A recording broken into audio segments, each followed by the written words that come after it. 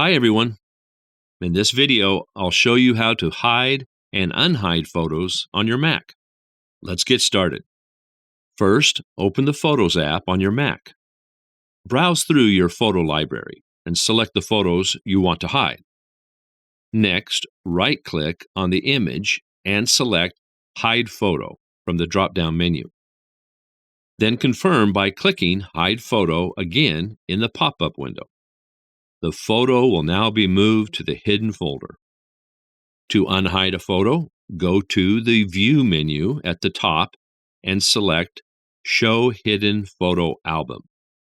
Then open the hidden folder, right-click on the photo you want to unhide, and select Unhide Photo. And that's it. You've successfully hidden and unhidden photos on your Mac. If you found this video helpful, don't forget to like and subscribe. Thanks for watching, and I'll see you in the next video.